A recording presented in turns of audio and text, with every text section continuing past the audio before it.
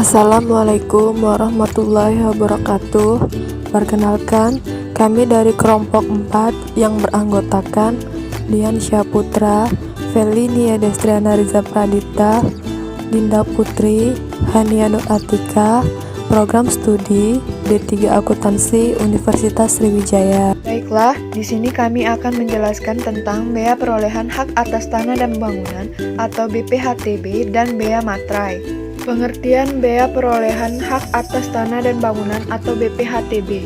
BPHTB adalah sebuah pungutan atas perolehan hak atas tanah dan bangunan. Perolehan hak atas tanah dan bangunan adalah perbuatan atau peristiwa hukum yang mengakibatkan diperolehnya hak atas dan atau bangunan oleh orang pribadi atau badan.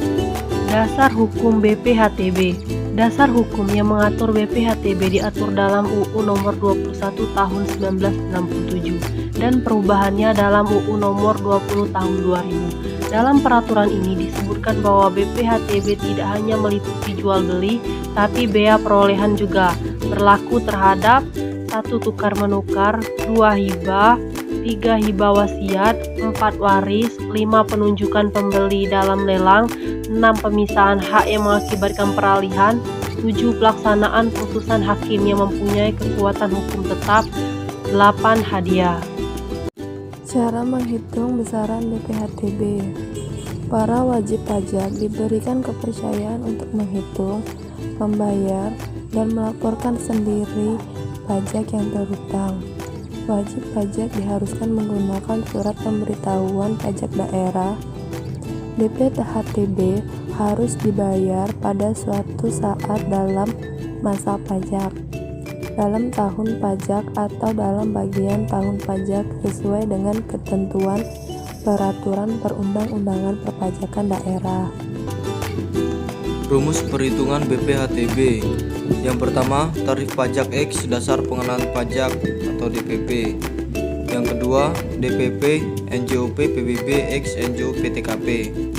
Tarif pajak yang berlaku untuk perhitungan BPHTB adalah sebesar 5%. Dasar pengenaan BPHTB adalah nilai perolehan objek pajak kena pajak atau NPOPKP.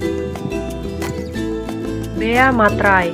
Mengutip dari Wikipedia, bea materai adalah pajak yang dikenakan atas dokumen yang bersifat perdata dan dokumen untuk digunakan di pengadilan. Sedangkan mengutip dari laman DJP, bea materai merupakan pajak atas dokumen yang terutang sejak saat dokumen tersebut ditandatangani oleh pihak-pihak yang berkepentingan atau diserahkan kepada pihak lain jika dokumen itu hanya dibuat oleh satu pihak. Fungsi materai. Menurut Undang-Undang Nomor 13 Tahun 1985 tentang bea materai, fungsi materai adalah pajak dokumen yang dibebankan negara untuk dokumen tertentu. Jadi, pada dasarnya, bea materai adalah pajak atau objek pemasukan kas negara yang dihimpun dari dana masyarakat yang dikenakan terhadap dokumen tertentu. Subjek bea materai. Yang pertama, pihak yang menerima atau mendapatkan manfaat dokumen, kecuali pihak yang bersangkutan menentukan berbeda. Yang kedua, jika dokumen dibuat secara sepihak, seperti kwitansi, bea materai terutang oleh penerima kwitansi. Yang ketiga, jika dokumen dibuat oleh dua pihak atau lebih, seperti surat perjanjian, masing-masing pihak terutang bea materai.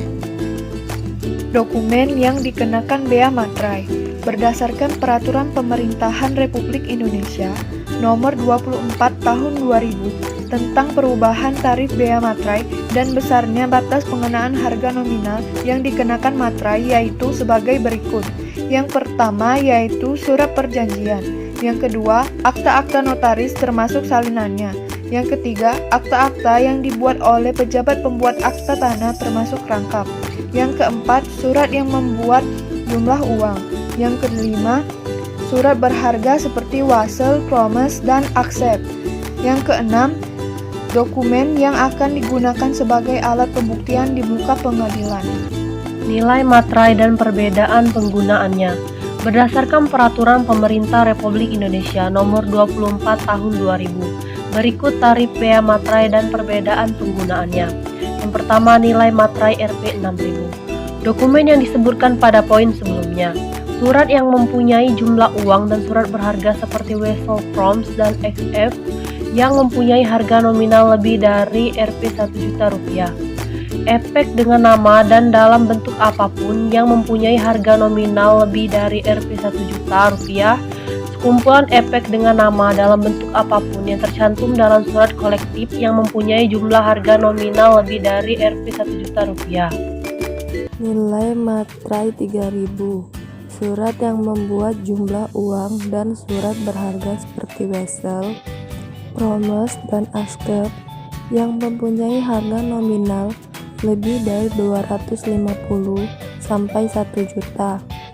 Cek dan biliet giro tanpa pengenaan besarnya harga nominal, efek dengan nama dan dalam bentuk apapun, pengenaan besarnya harga nominal sampai dengan 1 juta, sekumpulan efek dengan nama dan dalam bentuk apapun yang tercantum dalam surat kolektif yang mempunyai jumlah harga nominal sampai dengan 1 juta. Baiklah, itu saja yang dapat kami sampaikan. Terima kasih. Wassalamualaikum warahmatullahi wabarakatuh.